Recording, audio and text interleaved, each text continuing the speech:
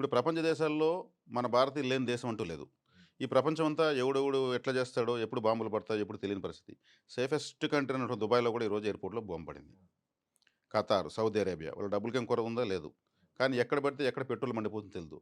10 అడుగులు కొడితే పెట్రోల్ వచ్చే దేశాలవి. ఆడ బాంబే పడితే ఏమవుతుంది? మొత్తం తగులుపడుతుంది. కాబట్టి మన దేశంలో ఉండే భద్రత ఇంకా మనకి బయట దేశాల్లో లేదనేటువంటి నమ్మకం వస్తుంది. మన దేశస్తులు మన దేశానికొస్తారు. భారతదేశానికి పోతే బతుక్కుందాము, అక్కడ ఏ గొడవలు జరగవు, వచ్చినా వాళ్ళు ఎంకరేజ్ చేయరని ప్రపంచం అంతా మన దేశం వైపు వస్తుంది. అంటే ప్రపంచానికి పెద్దన్నగా భారతదేశం తయారవుతా ఉంది. ప్రపంచానికి చూసిన అరిష్టము భారతదేశానికి మంచి జరుగుతా ఉంది. అమెరికాలో బి హెచ్-1బి ఏదో వీసాలు ఇస్తారు. అది భారతదేశం ఇచ్చే స్థాయికొస్తుంది. ఇండియాలో మనకు హెచ్-1బి వీసా వస్తే ఇంక మనం సెటిలు అనే పరిస్థితికి. మరి బ్రహ్మంగారి కాలజ్ఞానంలో, భవిష్య పురాణంలో కొంత పెద్దలు చెప్తారు రాసినట్టు. అమెరికా సహా అగ్రదేశాలు 7 రాజ్యాలు భారతదేశం ఆధీనంలోకి వస్తాయని రాసిపెట్టారు అప్పట్లో. ఇంద్ర శబ్దంతో ఉన్న వ్యక్తి భారతదేశాన్ని ప్రపంచ అగ్రస్థాయి తీసుకెళ్ళిపోతాడు అని చెప్పారు. ఇంద్ర శబ్దము. నరేంద్ర మోడీ. ఇంద్ర శబ్దంతో ఒక బ్రహ్మచారి. మరి నరేంద్ర మోడీ. కాబట్టి ఈ దుడుకు దుడుకు నిర్ణయాలు, అనాలోచితమైనటువంటి పనులు చేసేదాని వల్ల ఏమవుతుంది భారతదేశం కూడా అబాస్పాలవుతుంది. పేదరికంలోకి వెళ్ళిపోతుంది. ఈరోజు భారతదేశంలో ఎవరు గాని ఏ వస్తువు కొనాలన్నా బేరం ఆడడం లేదు. మీరు చూడొచ్చు. అప్‌డేట్ అయిపోయారు సైకాలజీలో. ఏది కావాలన్నా కొంటున్నారు. మరి సంపాదిస్తేనే కదా! ఇక్కడ జీవన ప్రమాణాలు మెరుగుపడ్డాయి. ఏ కొండ మీద పోయి ఒక కొబ్బరికాయ కొన్నా ఆడ క్యూఆర్ కోడ్ పెట్టుకున్నారు. ఏ దేశంలో లేదు ఇంత అప్‌డేట్. కాబట్టి మన దేశము అభివృద్ధి చెందుతా ఉంది. మన కండ్ల ముందరే మనం చూసుకోవచ్చు. ఇలా విశ్లేషిస్తూ పోతే అపారమైనటువంటి అభివృద్ధి మన దేశమే చెందుతా ఉంది. ప్రపంచానికి 700 కోట్ల జనాభాకి కావాలంటే తిండి పెట్టగలిగే శక్తి మన భారతదేశానికి ఉంది. కరోనా టైంలోనే ఎన్నో ఆఫ్రికా పేద దేశాలకు వ్యాక్సిన్ ఫ్రీగా ఫ్లైట్‌లుగా పోయి దింపారు. వాళ్ళు వేరే వాళ్ళ దగ్గర కొనుక్కోలేరు. రోగాన్ని ఎదుర్కోలేరు. అడుక్కోలేరు. భారతదేశం ఆపన్నహస్తం చాచింది. ఈరోజు భారతదేశం నుంచి ఒక ప్రధానమంత్రి గాని ఎవరైనా దిగితే ఒక దేవుడితో సమానంగా వాళ్ళు చూస్తారు. వాళ్ళకి తెలిసినటువంటి గౌరవం అదే. కాబట్టి ప్రపంచంలో భారతదేశం పరిస్థితి ప్రస్తుతం ఏమంటే భారతదేశానికి మంచి జరగడానికి ఇవన్నీ జరుగుతాయని మనం సంతోషపడాలి. ఇక్కడ ఏమి లోటు ఉంది చెప్పండి? తిండికి లోటు ఉందా? పరిశ్రమలకు లోటు ఉందా? మేక్ ఇన్ ఇండియా ప్లాన్ తీసుకొచ్చారు. ఎన్ని పరిశ్రమలొచ్చాయి? ఫారినోడు వస్తే ఇక్కడే తయారు చేయాలి. అక్కడ చేసి ఇక్కడ అమ్మకూడదు. ఎన్ని పరిశ్రమలొచ్చాయి? ఇప్పుడు ప్రపంచంలో ఆలోచనలు పడ్డాయి. దుబాయ్‌లో పెట్టుబడులు పెడదాం. మలేషియాలో పెట్టుబడి పెట్టుకుందాం. ఖతార్‌లో పెడదాం అని పెట్టిన వాళ్ళకు ఇక్కడ ఎందుకో పెట్టాంరా బాబు అనిపిస్తుంది. ఏ సమస్య లేని ప్రాంతం ఏదైనా ఉందంటే భారతదేశం. కాబట్టి పెట్టుబడులు విపరీతంగా రాబోయేది భారతదేశానికి. భద్రత లేని దేశాలు అయిపోయినాయి. ఆకాశ హర్మ్యాలని అన్నారు గానీ అవి ధర్మాకోలు కొట్టినట్టు కొట్టేస్తున్నారు మిసైల్స్‌తో. కాబట్టి ప్రస్తుతం జరుగుతున్నటువంటి ఈ పరాభవన సంవత్సరంలో ప్రపంచం పరాభవం చెందుతా ఉంది. భారతదేశం విజయం సాధిస్తా ఉంది. యుద్ధం చేయకుండా వాళ్ళకు ఓడిపోయి భారతదేశాన్ని గెలిపిస్తున్నారు. దీనిలో ఎటువంటి సందేహం లేదు. రేపు ఐక్యరాజ్య సమితి లాంటి ఇది ఫెయిల్యూర్ అయిపోయింది ఎప్పుడో. దాన్ని ఎవరు లెక్క చేయడం లేదు. దాన్ని లెక్క చేస్తే కొట్టుకోరు. అది కూడా రద్దయ్యి ఇంకొకటి ఐక్యరాజ్య సమితి కన్నా శక్తివంతమైన ఒక సంస్థ ఏర్పడి దానికి భారతదేశమే పెద్దరికంగా కూడా కూర్చునేందుకు అవకాశం ఉంది. ఎవరి యొక్క వ్యక్తిత్వాలపైన ప్రపంచం నమ్మదు ఇంకా. భారతదేశము ఆ అధ్యక్షత వహిస్తే ప్రపంచాన్ని న్యాయం చేస్తారు వీళ్ళు. అందరిని సమానంగా చూస్తారు. తప్పుని యుద్ధాలను ఎంకరేజ్ చెయ్యరు అనేటువంటి భద్రత, నమ్మకాన్ని కోహినూర్ డైమండ్ సంపాదించొచ్చు. నమ్మకాన్ని సంపాదించలేం. ఆ నమ్మకాన్ని ప్రపంచం దృష్టిలో భారతదేశం సంపాదిస్తుంది. కాబట్టి ఈ పరాభవన సంవత్సరంలో ఎవరు పరాభవం, ఎవరు విజయం అంటే మన భారతదేశం విజయం సాధిస్తా ఉంది. ప్రపంచం పరాభవం పాలు అవుతూనే ఉంది. తగలబడుతూ ఉంది.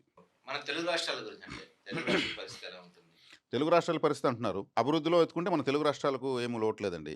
అభివృద్ధి అంటే ముందు ఇక్కడ ఎవరికి వాళ్ళు అంటే ఎవరికి వాళ్ళు అప్‌డేటింగ్‌లోనే ఉన్నారు. ప్రధానంగా మనం తెలంగాణలో ఎక్కువగా వినిపిస్తున్న సమస్య ఏంటంటే రియల్ ఎస్టేట్ రంగం కుదేలైపోయింది అనేది. ఈ సంవత్సరం ఏమన్నా కొంచెం అది పెరిగే అవకాశం ఉందా? రియల్ ఎస్టేట్ రంగం ఇంకా కొంత టైం పడుతుందండి. ఎందుకంటే కుజుడు రియల్ ఎస్టేట్ భూమి అంటే కుజుడు. బుధుడు అంటే డాక్యుమెంటు. ఇప్పుడు రియల్ ఎస్టేట్ అంటే ఒక కుజుడు భూమి అనుకుంటారు. భూమి ఒకటే కాదు. ఇప్పుడు ఎక్కడో ఒక మెయిన్ సెంటర్‌లో ఒక భూమి ఉంటుంది. దానికి డాక్యుమెంట్ కరెక్ట్‌గా ఉంటేనే వాల్యూ ఉంటుంది. ఎక్కడో అడవిలో ఒక ల్యాండ్ ఉంటుంది. దాని డాక్యుమెంట్ కరెక్ట్‌గా ఉంటే దానికి వాల్యూ ఉంటుంది. ఇక్కడ డాక్యుమెంట్ లేకపోతే దీనికి వాల్యూ ఉండదు. ఈ డాక్యుమెంట్ ప్రాబ్లమ్స్ ఉన్న కేసులు కోర్టులో ఎన్నంటే అన్ని. కాబట్టి రియల్ ఎస్టేట్ అంటే డాక్యుమెంట్ అని అర్థం. డాక్యుమెంట్ లేకుండా ప్రపంచం లేదు. సిగ్నేచర్ మించిన డాక్యుమెంట్ ఇంకోటి లేదు. డాక్యుమెంట్ అంతా రెడీ అయినా చివరిలో సిగ్నేచర్ లేకపోతే పని జరగదు. కాబట్టి ఆ డాక్యుమెంట్ ప్రాబ్లమ్ ఇప్పుడు బుధుడు నీచలో ఉన్నాడు. ప్రస్తుతం ఇప్పుడు మనం మాట్లాడుతున్న టైంలో బుధుడు నీచలో ఉన్నాడు. బుధుడు నీచలోకి వస్తున్నాడు. కుజుడు అక్కడికే వస్తున్నాడు. శని అక్కడే ఉన్నాడు. రవిగ్రహం కూడా రేపు నెలకి అక్కడికి వచ్చేస్తున్నాడు. అంటే చతుర్థ గ్రహ కూటమి కలుగుతా ఉంది. 4 గ్రహాలు ఒకే ప్లేస్‌కి వస్తున్నాయి. సముద్రంలోకి వస్తున్నాయి. సముద్రం అంటే మీనరాశి. మీనరాశి సముద్రం అంటారు. అక్కడ రవిగ్రహం వస్తా ఉంది. రవి అగ్నిగోళము. అది నీళ్ళలోకి వస్తే ఏమవుతుంది? ఆరిపోతుంది. బుధుడు అక్కడ నీచబడతాడు. కుజుడు అక్కడికి వస్తున్నాడు. శని అక్కడే ఉన్నాడు శత్రువు. భీముడు, దుర్యోధనుడు ఒకే సెల్‌లో ఉండి మధ్యలో మనం కూర్చుంటే ఎట్టుంటుంది? గొడవలు వాళ్ళకు. మనదేం లేదు. కానీ మన పరిస్థితి ఎట్టుంది? అట్లుంటుంది. అంటే చతుర్థ గ్రహ కూటమి వచ్చినప్పుడు ఇప్పుడు ఒక చిన్న బస్ స్టాండ్‌లో ఒక 4 వోల్వో బస్సులు వచ్చేసాయి అనుకుందాం. చిన్న బస్ స్టాండ్ ఒక విలేజ్‌లో. అన్నీ స్పీడ్‌గా పోయేవే. అందరూ టాలెంటెడ్ డ్రైవర్సే. ఇరుకు ఎనక్కి పోతే ఒకటి తగులుతుంది. ముందుకొస్తే ఒకటి తగులుతుంది. ఓన్ హార్న్‌లు కొట్టుకుంటే గందరగోళంగా ఉంటుంది. ఇప్పుడు మీన రాశిలో అలా ఉంది పరిస్థితి. అందుకే ఆడ కొట్టుకుంటున్నారు. కాబట్టి రియల్ ఎస్టేట్ రంగం కూడా ఇంకా కొంతకాలం పడుతుంది పుంజుకోవడానికి, క్లారిటీ రావడానికి. డాక్యుమెంట్ అయినటువంటి బుధుడు, ల్యాండ్ అయినటువంటి కుజుడు పోయి నిలబడ్డారు. శని అక్కడే ఉన్నాడు. శని ఏది కానిడు మందగ్రహం. ఇంకోటి ప్రధానంగా అనిపిస్తుంది ఏంటంటే అక్కడ కేంద్రంలో కానీ 2 రాష్ట్రాల్లో కానీ రాజులు అంటే ప్రధానమంత్రి కావచ్చు, ముఖ్యమంత్రులు కావచ్చు మారతారని ఒక వినిపిస్తుంది. అలాంటిది ఏమన్నా ఉందా ఈ సంవత్సరంలో? రాజులు మారే అవకాశం అట్లా ఏమన్నా? అధికారులు మారాలి అంటే అధికారం కానీ అధికారులు మారాలంటే మేషరాశిలోకి శనిగ్రహం ప్రవేశించిందంటే ఖచ్చితంగా మారిపోతారు పాలకులు. ఇప్పుడున్న ప్రపంచం అంతా సరే అధ్యక్షులు ఎవరెవరైతే ముఖ్యమంత్రులు, ప్రధానమంత్రులు, ఇంకంత ఎవరెవరు ఉంటారో అంతా మారిపోతారు. మేషంలోకి శని వస్తేనే ఎందుకు మారుతారు అంటే మేషరాశి సూర్యగ్రహానికి ఉచ్చ స్థితి. సూర్యుడు బలంగా ఉంటాడు. సూర్యుడు గ్రహ రాజు, అందుకే అధికారి, పరిపాలకుడు అన్నాం. శనికి సూర్యుడికి శత్రుత్వం ఉంది. శనేశ్వరుడు సూర్యుడికి బద్ధ శత్రువు. ఈయన ఇక్కడికి వస్తే ఏం చేస్తాడు? మేషంలోకి అధికారాన్ని మార్చేస్తాడు. నువ్వు ఉండేది నేను ఒప్పుకొని అంటాడు. శనేశ్వరుడు ఓటర్స్. సూర్యుడు వచ్చేకాడికి అధికారులు, ఒక ఎమ్మెల్యే, ఎంపీ లాంటి నాయకులు, అతని నాయకుడిని చేసేది ఎవరు? ఓటర్సే కదా. ఆ ఓటర్స్ శనేశ్వరుడు కాబట్టి అధికారులను మార్చేస్తాడు. ఇప్పుడు అటువంటి వాతావరణం వచ్చింది అంటే ఈ చతుర్థ గ్రహ కూటం వల్ల ఆ కన్ఫ్యూజన్స్, ఆ డిస్కషన్స్, ఆ ముమ్మరాల ప్రయత్నాలు అంతా ఉంటాయి. కానీ అవకాశాలు తక్కువ. దానికి ఇలా మారిస్తే సమస్య, మార్చకపోతే ఒక సమస్య అనే విధంగా వస్తుంది. ఒకవేళ మార్చారు అంటే కూడా ఫెయిల్యూర్ అవుతారు మారిన వాళ్ళు. ఇప్పుడు మార్చేంత అనుకూలమైన వాతావరణం అవసరం కూడా లేదు. అవసరం లేనప్పుడు అవసరం లేని పని చేస్తే అది ఫెయిల్యూర్ అవుతుంది. ఇంకోటి అంటే ప్రతి సంవత్సరం చెప్తారు కొత్త సంవత్సరం ఉగాది తర్వాత నుంచి కొన్ని గ్రహాలకి చాలా బాగుంటుంది, కొన్ని గ్రహాలకి మధ్యస్థంగా ఉంటుంది, కొన్ని అధమంగా ఉంటుంది. అట్లా ఏ రాశుల వారికి ఈ సంవత్సరం బాగుండే అవకాశం ఉంటుంది? ఇక్కడ ఈ సంవత్సరం బాగుండే రాశులు తీసుకుంటే జూన్ మాసం నుంచి కర్కాటకంలోకి గురుగ్రహం వస్తుంది ఉచ్చస్థితిలోకి. అంటే జూన్ వరకు బాగున్న రాశులు, గురు బలం ఉన్నటువంటి రాశులు కుంభరాశి, వృషభ రాశి, సింహరాశి, తులారాశి, ధనుసు రాశి. వీళ్ళకి గురుబలం ఉంటుంది జూన్ వరకు. జూన్ తర్వాత తీసుకుంటే గురుబలం ఉన్న రాశులు మిథున రాశి, కన్యా రాశి, వృశ్చిక రాశి, మీనరాశి. జూన్ వరకు మొదట చెప్పిన రాశులు. జూన్ తర్వాత చెప్పిన రాశులకు గురుబలం వస్తుంది. తర్వాత ఏలినాటి శని ప్రభావం నడుస్తూ ఉంది కుంభరాశికి, మీనరాశికి, మేషరాశికి. ఇప్పుడు కుంభరాశికి థర్డ్ ఫేజ్ నడుస్తూ ఉంది. అంటే 3 ఫేజులు నడుస్తుంది ఏలినాటి శని. కుంభరాశి థర్డ్ ఫేజ్లో ఉంది. డే బై డే కుంభరాశికి బాగుంటుంది. రోజు రోజుకి శనేశ్వరుడు అటు దూరంగా వెళ్తున్నాడు కదా. దూరంగా పోయే కొద్దికి ప్రభావం తగ్గిపోతుంది. అంటే మేషరాశి వైపుకి వస్తున్నాడు. మేషరాశికి ప్రభావం ఎక్కువ అవుతుంది. మీనరాశిలో శని ఉన్న మీనరాశి ప్రస్తుతం ఇబ్బందిగా ఉంది. జూన్ నుంచి అది కట్ అవుతుంది. ఎందుకంటే గురువు చూస్తాడు. ఈ ఏలినాటి శనిని జూన్కి ముందు, జూన్కి తర్వాత అనే విధంగా 2 భాగాలుగా చూసుకోవాల్సి వస్తుంది. అంటే శనేశ్వరుణ్ణి గురువు చూశాడంటే ఏలినాటి శని ప్రభావం తగ్గుతుంది. గురువు చూడకపోతే పెరుగుతుంది. కాబట్టి గురువు చూసినప్పుడు మీనరాశికి, కుంభరాశికి ఇద్దరికి జూన్ నుంచి ఏలినాటి శని ప్రభావం తగ్గిపోతుంది. పర్టికులర్గా ఒక 2-3 రాశుల గురించి అడుగుతాను. ఫస్ట్ కుంభరాశి గురించి మాట్లాడుతున్నాను. ఎందుకంటే ఇప్పుడు మీరే చెప్పారు శని 3వ స్టేజ్లో ఉంది. చాలా సంవత్సరాల నుంచి కుంభరాశి వారు అనేక కష్టాలు, నష్టాలు భరిస్తూ ప్రతి సంవత్సరం బాగుంటుందని చెప్తున్నారు కానీ వాళ్ళు వెయిట్ చేసి విసిగిపోయిన పరిస్థితి ఉంది. ఈ పరాభవన సంవత్సరంలో ఏమైనా కుంభరాశి వాళ్ళకి మారే అవకాశం ఉంటుందా? ఎంతవరకు వాళ్ళకి మారుతుంది? కుంభరాశి వాళ్ళకు 2వ ఇంట్లో శనేశ్వరుడు ఉన్నాడు. రాశ్యాధిపతి శనేశ్వరుడు. కుంభరాశికి అధిపతి శనేశ్వరుడే. మరి గత కొన్ని సంవత్సరాలుగా వాళ్ళు బాగా క్రష్ అయిపోయారని మనం మాట్లాడుకుంటున్నాం. ఎందుకు క్రష్ అయ్యారు? రాశాధిపతే కదా శనేశ్వరుడు. శనేశ్వరుడు అంటే ఒక జడ్జి, ఒక న్యాయాధిపతి, ధర్మదేవత. అందుకే కోర్టు మొత్తం నల్ల కోట్లు వేసుకుంటారు. ధర్మదేవతకు నల్ల గుడ్డ కడతారు. ఆయన తులారాశిలో వచ్చేసి పొందుతాడు. అంటే త్రాసుని అయితే ధర్మదేవత చేతిలో పెట్టారు. మరి ఆయన సొంత రాశిని ఆయన అన్ని రాశుల కన్నా ఎక్కువ సీరియస్గా తీసుకుంటాడు. న్యాయమే. కుంభరాశి వాళ్ళని నెగ్లెక్ట్గా వదిలేస్తే చెడిపోతారు కదా. కాబట్టి బాగా వాళ్ళని నలుపుతాడు. అంటే శనేశ్వరుడు జీతం ఇవ్వడు, జీవితాన్ని ఇస్తాడు. జీతం తాత్కాలికం, జీవితం శాశ్వతం. కడిగిన ముత్యంలాగా చేసి ఇది నాన్న బతుకు ఇలా చేసుకొని చెప్పి వాళ్ళ చేతిలో పెట్టి వాళ్ళ జీవితాన్ని మళ్ళీ వెళ్తాడు.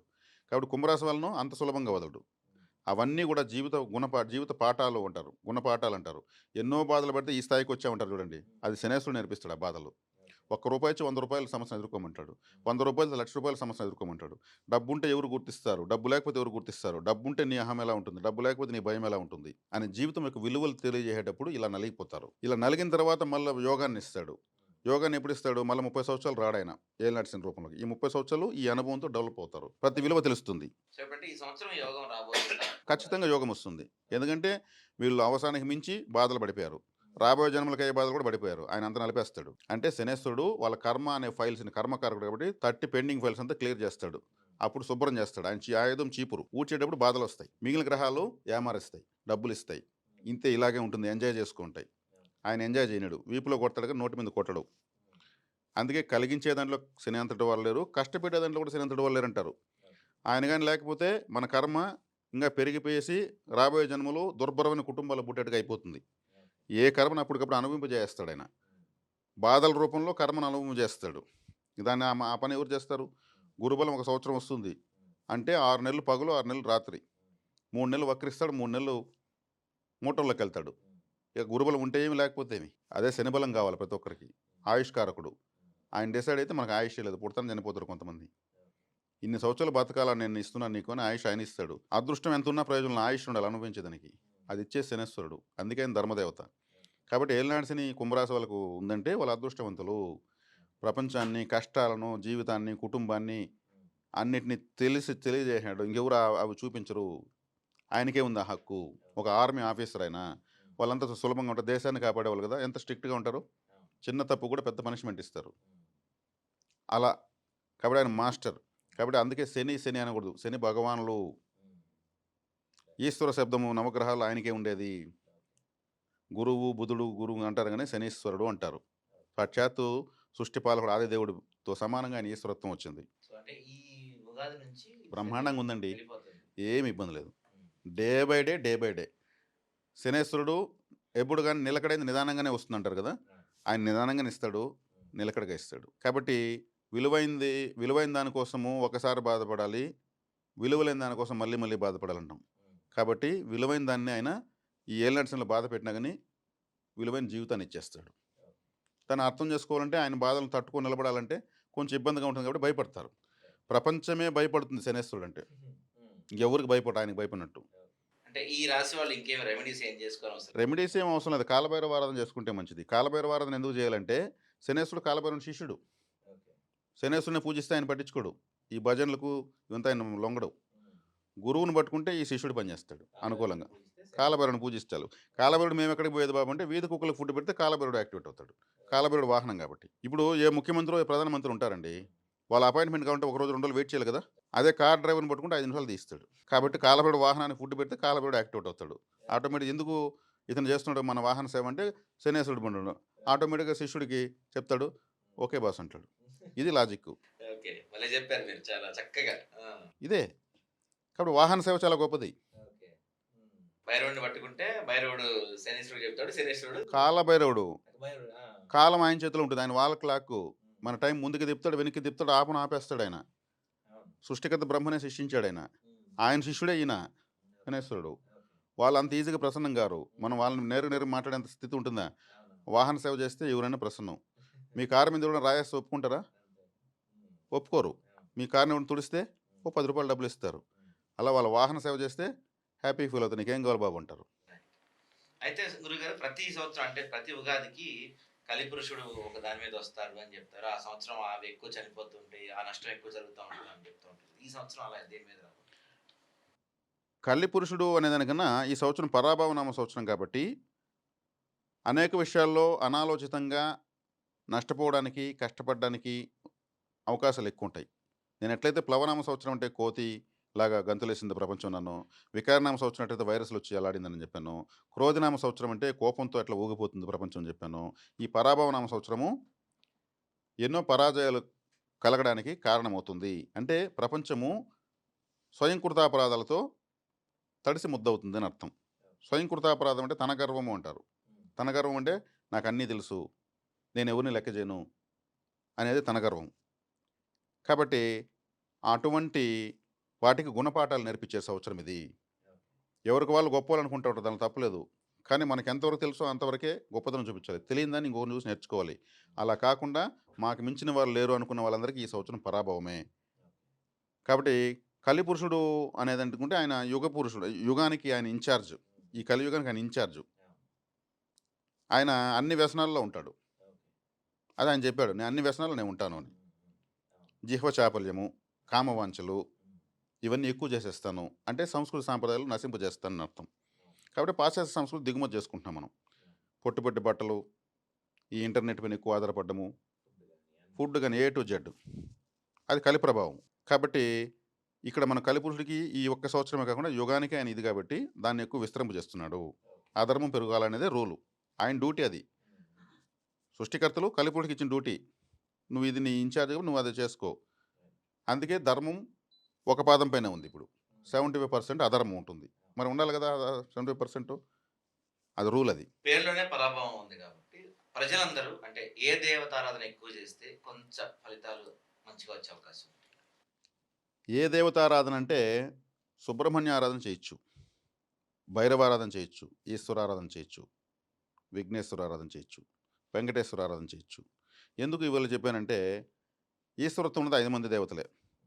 ఈశ్వరుడు, వెంకటేశ్వరుడు, విఘ్నేశ్వరుడు, సుబ్రహ్మణ్యేశ్వరుడు, శనేశ్వరుడు. వీళ్ళు 5 మంది ఈశ్వరులు. ఇంక వేరే వాళ్ళు ఎవరు ఈశ్వరులు కాదు. వీళ్ళకే కలియుగంలో వేగంగా స్పందించేటువంటి శక్తి ఉంటుంది. కాబట్టి శివాలయానికి ఎక్కువగా వెళ్ళడం వల్ల శివలింగానికి ఒక ప్రత్యేకత ఉంది. అది ఒక మెమరీ కార్డ్ లాగా పనిచేస్తుంది. అక్కడికి వెళ్ళిన వాళ్ళ యొక్క నెగటివ్‌ని మాత్రం లాక్కుంటా ఉంటుంది. శివలింగము మన మన చెడ్డనే లాగుతాడు. మంచిని లాగదు. మనకు చెడ్డ జరగకుండా ఆగిపోతే మిగిలినంతా మంచే కదా! కొత్తగా మంచి జరగాల్సిన అవసరంలా. జరగబోయే చెడ్డ ఆగిపోయిందంటే ఇంక దానికి మించి ఏం కావాలి? ఆయన కాలకూట విషయాన్ని లాగేశాడు. పాల సముద్రం చిలికినప్పుడు. అంటే చెడ్డని లాగేస్తాడు శివుడు ఎప్పుడు కూడా. కాబట్టి మనకు మంచి జరగాలంటే ఎక్కువ శివాలయానికి వెళ్ళాలి. కలియుగ దైవం వెంకటేశ్వరుడు అన్నారు. కాబట్టి అక్కడికి వెళ్ళాలి. విఘ్నేశ్వరుడు విఘ్నాలను తొలగించేవాడు. సుబ్రహ్మణ్యేశ్వరుడు శత్రు రోగ రుణాలకు అధిష్టాన దేవత. శత్రువులు లేరు, అప్పులు లేవు, అనారోగ్యాలు ఉంటే ఇంక మించిన దాని మించిన జీవితం ఏం కావాలి? ఆ మూడిటి కోసమే కదా మనం అంతా పోరాడుతున్నాము. సుబ్రహ్మణ్యేశ్వరుడు. సుబ్రహ్మణ్య స్వామికి ఇంకో ప్రత్యేకత ఉంది. ఈ యుగం అంతమే ఇంకొక యుగం ప్రారంభమైంది అనుకోండి. యుగ సంధి. ఈ యుగానికి ఆ యుగానికి మధ్యలో కొన్ని సంవత్సరాల పాటు ఈ సృష్టి ఈ భూమి చీకట్లో ఉంటుంది. దేవతలంతా కూడా స్తబ్దుగా ఉంటారు. జలమయమై ఉంటుంది. ఆ సమయంలో దేవతలు కూడా తమ యొక్క ప్రభను కోల్పోతారు. ప్రభనంటే ఆరా లెవెల్స్ అంతా కూడా డల్ అవుతాయి. అటువంటి సందర్భంలో కూడా కాంతిని కోల్పోకుండా వెలుగుతూ ఉండే ఏకైక దేవుడు సుబ్రహ్మణ్య స్వామి మాత్రమే. పరమేశ్వరుడే సుబ్రహ్మణ్య స్వామిని ఒక డౌట్ అడిగితే, "నువ్వు నాకు శిష్యుడైతే నేను నీకు బోధిస్తాను. నేను బోధించి నీకు చెప్పాలి కదా! అప్పుడు నేను గురువు, నువ్వు శిష్యుడు. నువ్వు నాకు శిష్యుడైతే నేను చెప్తాను." అందుకే సరే శివుడు గురుదేవా అని చెప్పి ఆయన దగ్గర కూర్చుంటే ఈయన బోధించాడు. అదే స్వామి మలై. స్వామికే స్వామి అయ్యాడు కాబట్టి స్వామి మలై తమిళనాడులో. తండ్రికే గురువయ్యాడు ఆయన. అంతటి శక్తివంతమైన దేవత సుబ్రహ్మణ్య స్వామి. కాబట్టి ఈ ఈశ్వరత్వం దేవతలను ఎక్కువగా ఆరాధించడం వల్ల ఏ పరాభవాలు రావు, ఏమీ రావు. మనకు జరగాలని చెడ్డను ఆపుకోవడం మనం చేయాల్సింది. మంచి కోసం కొత్తగా చేయాల్సిన పని ఏం లేదు. మనకు జరగాలని చెడ్డ జరగకపోతే అంతా మంచే. ధన్యవాదాలు.